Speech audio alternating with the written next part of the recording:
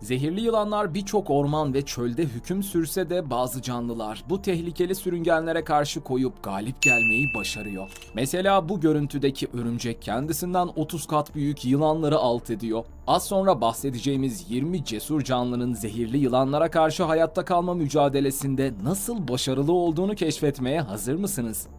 Firavun faresi. Zehirli yılanlara firavun faresi kadar cesaretle karşı koyan çok az hayvan vardır. Şimşek gibi hızlı ve keskin hareketleriyle bilinen firavun faresi, kobra gibi ölümcül yılanları çoğu zaman kolayca alt eder. Peki sırrı nedir? Doğuştan gelen yetenekler. Firavun faresinin çevik yapısı ve hızlı refleksleri saldırılardan kaçmasını sağlarken ani ve keskin hamlelerle yılanı yıpratmasına olanak tanır. Ardından mükemmel bir zamanlamayla yılanın kafasına ölümcül bir ısırık indirir. Avantajları bunlarla da sınırlı değil. Kalın kürkü ve esnek derisi ekstra koruma sağlayarak yılan dişlerinin hayati bölgelere ulaşmasını zorlaştırır. İşin daha da ilginç yanı, firavun farelerinin zehire karşı özel bir direnci vardır. Sinir sistemlerindeki bir genetik değişim sayesinde yılan zehri onları kolay kolay felç edemez. Çoğu hayvan için ölümcül olabilecek bir ısırık, korkusuz firavun faresi için sadece küçük bir yaradır. Bu destansı mücadele, ortak evrimin mükemmel bir örneğidir. Yılanlar daha güçlü zehirler geliştirirken, firavun fareleri de daha etkili savunma mekanizmaları geliştirmiştir. Bu doğada süregelen ve her iki tarafında birbirini güçlenmeye zorladığı bir silahlanma yarışıdır. Firavun faresinin korkusuzluğu, Rudyard Kipling'in cesur bir firavun faresinin bir aileyi kobralardan koruduğu ünlü öyküsü Rikki Tikki Tavi'ye ilham vermiştir. Kurgusal bir hikaye olsa da kökenlerini bu hayvanların gerçek hayattaki güç ve cesaretinden alır. Kartallar. Yılanların gerçekten çekindiği avcılar arasında kartallar en üst sırada yer alır. Çok yükseklerden, hatta sık çalılıkların ardından bile en ufak hareketi fark edebilen keskin görüşleriyle kartallar büyük bir avantaja sahiptir. Bir yılanı hedef aldıklarında inanılmaz bir hızla dalış yapar ve güçlü pençeleriyle avlarını daha ne olduğunu anlayamadan yakalayıp hareketsiz hale getirirler. Bazı kartal türleri gerçek birer yılan avlama ustasıdır. Örneğin kısa parmaklı yılan kartalı ani bir saldırı gerçekleştirmeden önce dikkatle süzülür ve havada asılı kalır. Kahverengi yılan kartalı şişen engerek ve kara mamba gibi tehlikeli yılanların peşine düşer ve en ölümcül ısırıklardan korunmak için genellikle doğrudan kafayı hedef alır. Siyah göğüslü yılan kartalı ise 80 santimetreye kadar uzunluktaki yılanları hızlı ve şiddetli saldırılarla alt edebilir. Bu kartalların çoğu bacaklarında geliştirdikleri sert, pul benzeri zırhla kendilerini ani saldırılara karşı korur. Avlanma stratejileri basit ama etkilidir. Önce kafaya saldır, hızlı davran ve yılana karşı koyma şansı verme. Komodo ejderi. Bir komodo ejderiyle bir yılan, özellikle de kral kobra gibi zehirli bir tür karşı karşıya geldiğinde büyük ihtimalle ejder galip gelecektir. Peki neden? Her şeyden önce komodo ejderi oldukça iri yapılıdır. Dünyanın yaşayan en büyük kertenkelesi olarak hem boyut hem de kas gücü açısından etkileyici bir güce sahiptir. Ve bu da ona yakın mesafe çatışmalarında önemli bir üstünlük sağlar. Komodo ejderleri saldırgan doğalarıyla tanınır. Sadece saldırıya uğramayı beklemez, aktif olarak avlanır ve bir çatışmaya girdiklerinde tüm güçlerini ortaya koyarlar. Kazanmalarının bir diğer nedeni de yılan zehrine karşı belirli bir koruma sağlayan sert ve kalın derileridir. Tamamen bağışıklık olmasa da diğer hayvanları öldürecek bir iki ısırığı savuşturmasına yardımcı olur. Komodo ejderinin kendi ısırığını da göz ardı edemeyiz. Sadece güçlü değil, aynı zamanda zehir ve bakterilerle doludur. Bu da demek oluyor ki yılan ilk saldırıdan hemen ölmese bile ısırıktan kaynaklanan enfeksiyon sonunda ölebilir. Tabii durum her zaman bu kadar tek taraflı değildir. Daha küçük ve çevik yılanlar ejderin saldırılarından kaçınabilir. Yeterince hızlı davranırlarsa güçleri tükenmeden ölümcül bir ısırık alma şansları olabilir. Yine de çoğu birebir karşılaşmada komodo ejderinin büyüklüğü, saldırganlığı ve ölümcül ısırığı onu galip getirecektir. Bal porsukları.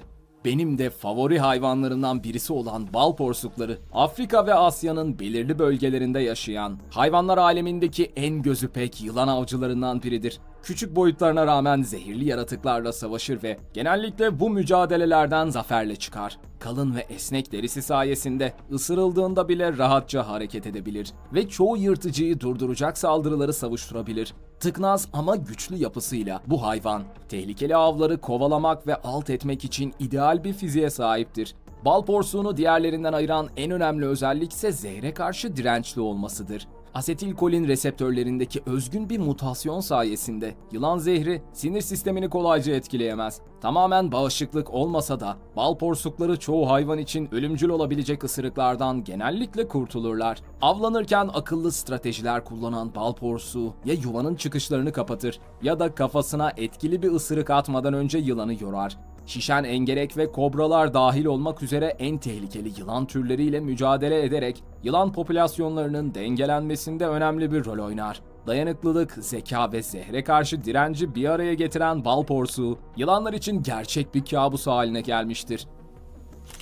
Vaşaklar, Kuzey Amerika'nın sessiz avcısı, hayatta kalmak için gereken hız ve hassasiyetle zehirli yılanları alt edebilir mi?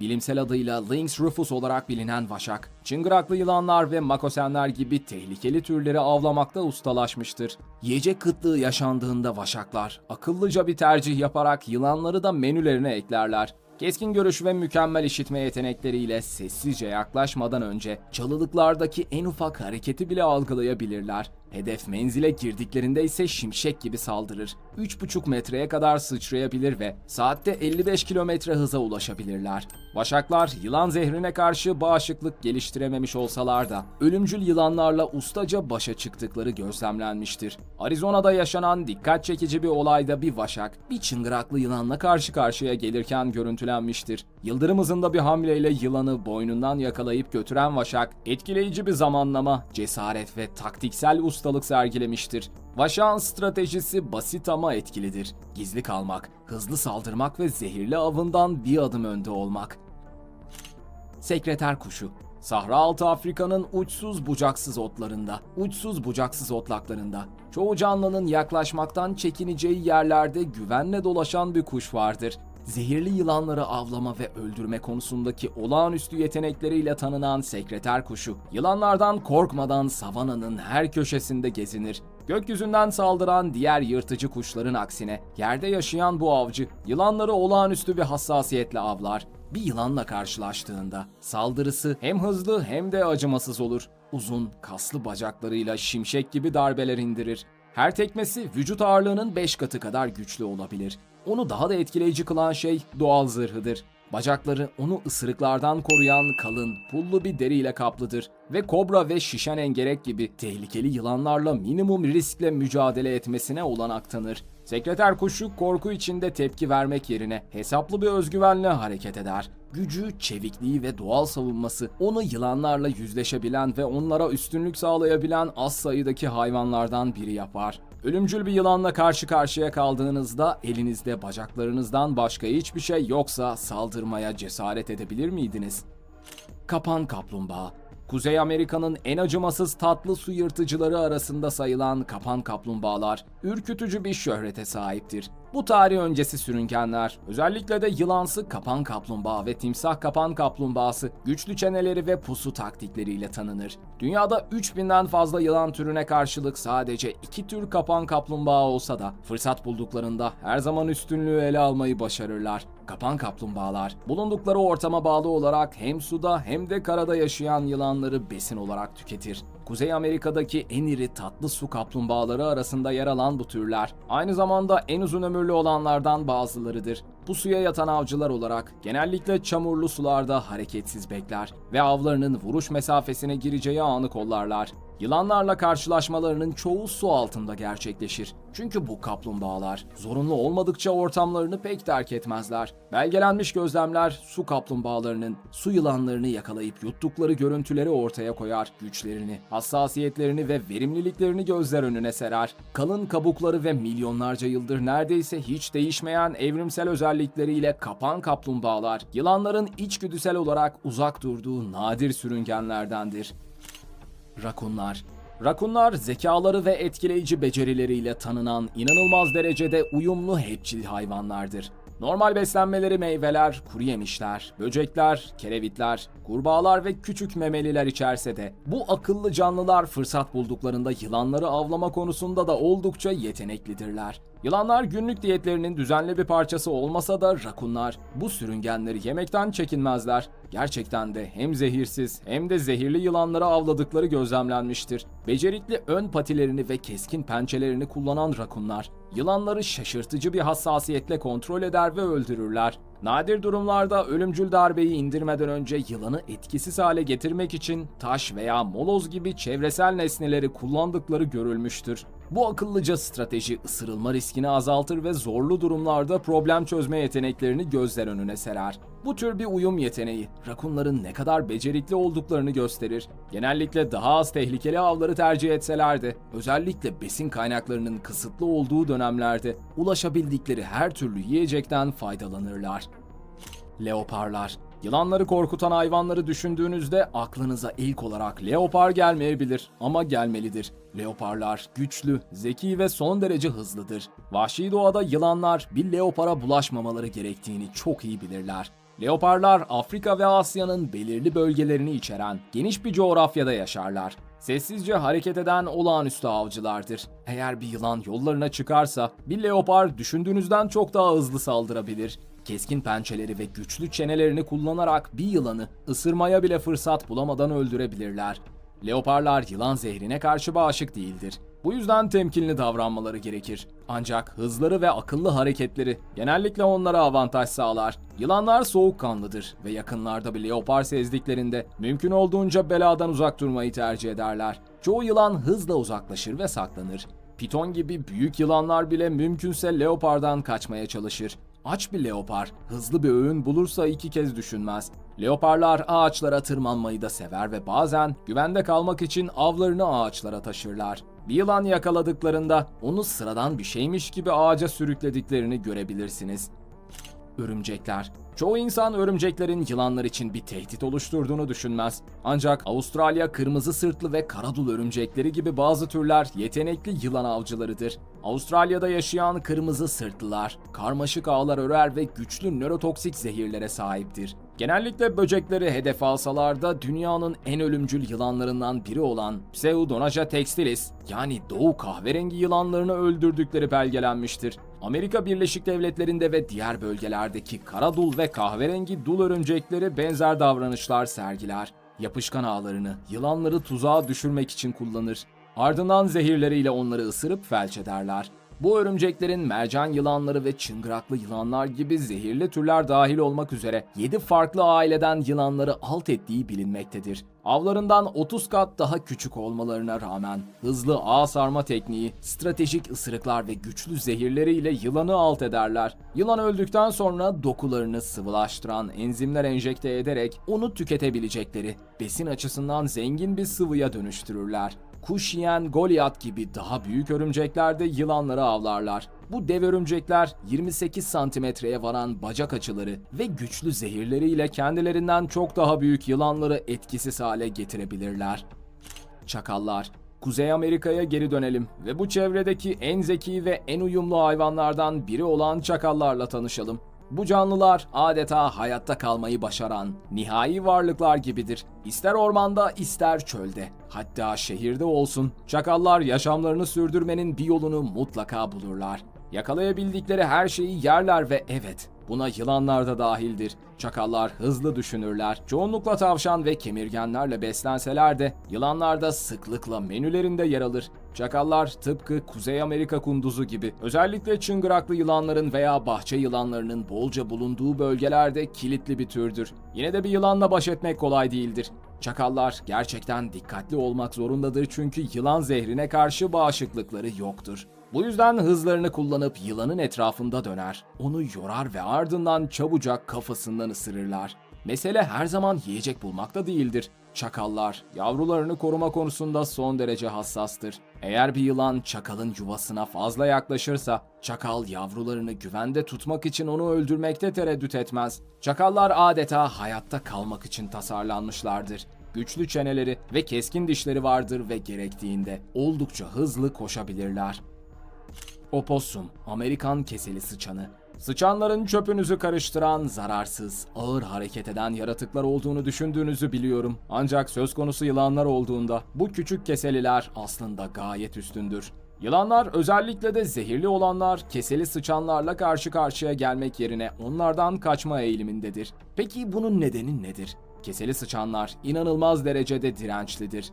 En güçlü savunmalarından biri bağışıklık sistemleridir. Dünyada 126 keseli sıçan türü vardır. Ancak Kuzey Amerika'da çıngıraklı yılan ve makosen gibi bazı yılanların zehrine dayanabilen sadece bir tür yaşamaktadır. Yani ısırılsa bile saldırıdan kurtulabilir ve bu da onu bir yılan için baş edilmez güçlü bir rakip haline getirir. Yılanlarsa bu riski almak istemezler. Sürekli geri gelebilecek bir keseli sıçanla uğraşmaktansa sürünerek uzaklaşmayı tercih ederler. Keseli sıçanların zekice bir numarası daha vardır. Ölü taklidi yapmak. Tehdit altında hissettiklerinde tamamen gevşeyerek ve yırtıcılar için daha az çekici olmalarını sağlayan kötü kokulu bir salgı yayarak ölü taklidi yapabilirler. Bu durum yılanları diğer hayvanlar kadar etkilemese de keseli sıçana zarar görmeden kurtulma şansı tanır. Bu gece canlıları fırsatçıdır. Bu nedenle bölgelerinde bir yılan varsa onlar için potansiyel öğündür. Keseli sıçanların küçük yılanları, özellikle de yaşam alanlarında karşılaştıklarını yedikleri bilinmektedir.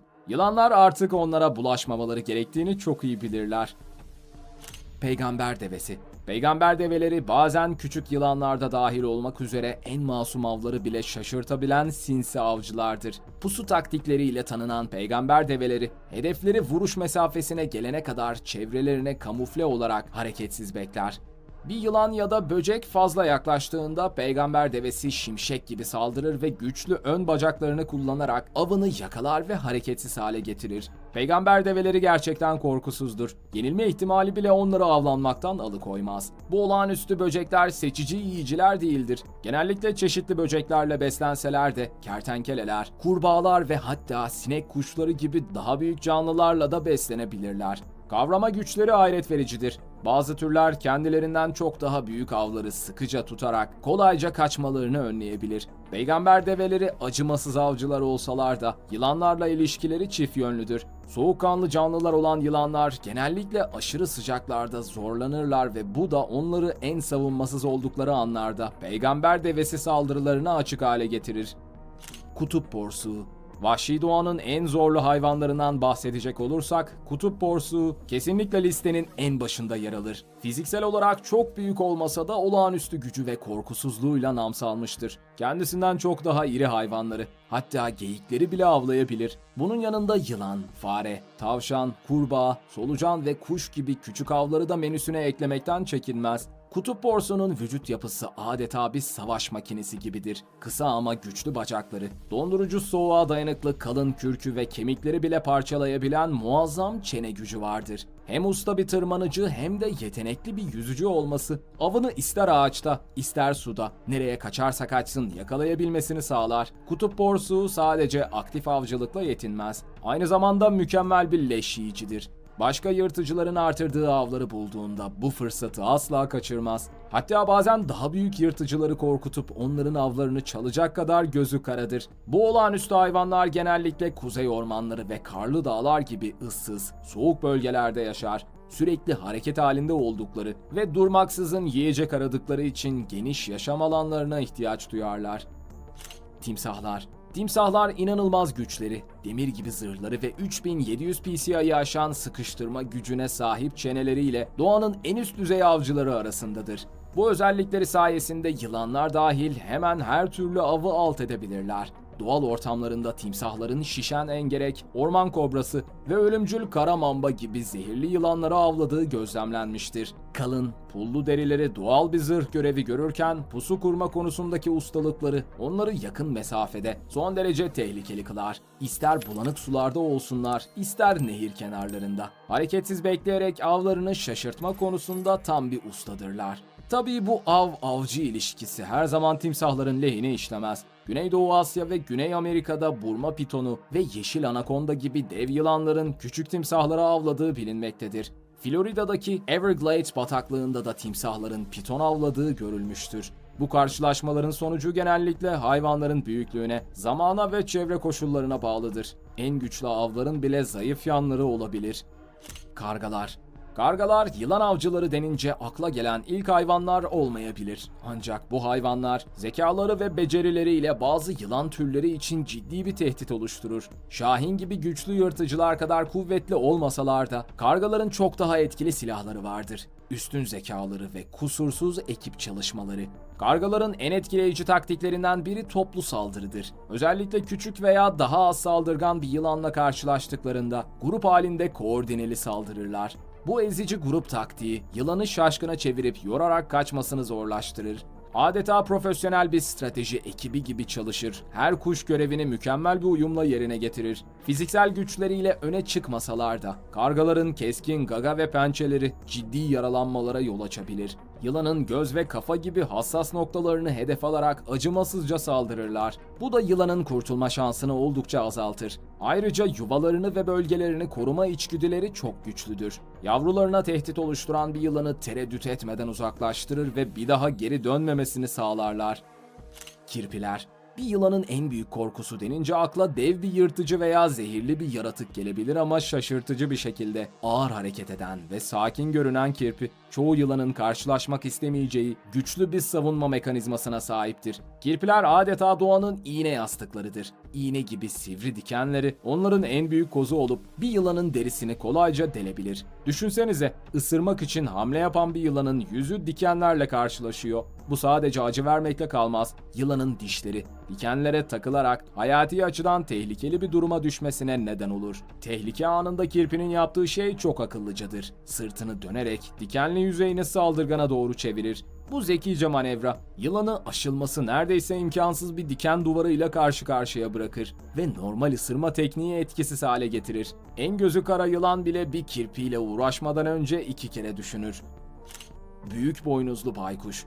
Zehirli yılanlar dahil her türlü yılanı avlamakta ustalaşmış olan büyük boynuzlu baykuş dünyanın en etkili avcılarından biridir. Gözlemler bu heybetli kuşun zararsız bahçe yılanlarından su makosenleri ve bozkır çıngıraklısı gibi tehlikeli türlere karşı çeşitli yılanları avladığını gösteriyor. Bu baykuşu gerçekten de ürkütücü kılan şey avlanma tekniğindeki ustalığıdır. Geniş kanatlarıyla havada süzülerek çıt çıkarmadan yaklaşır ve kurbanını hiç beklemediği anda yakalar.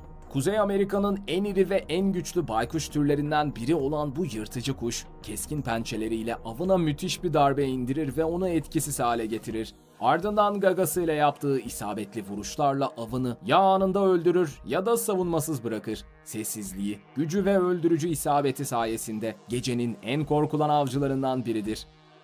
Dorilus karıncalar.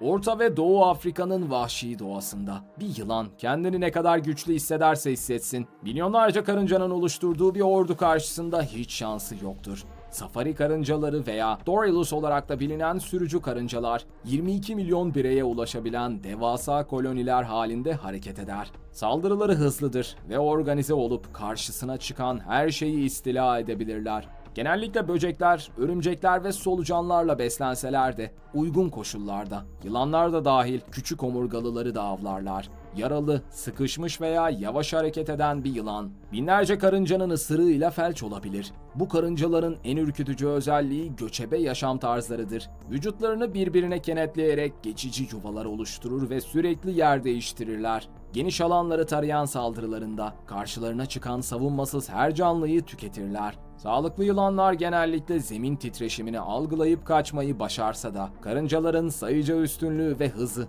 onları gerçekten tehlikeli kılar.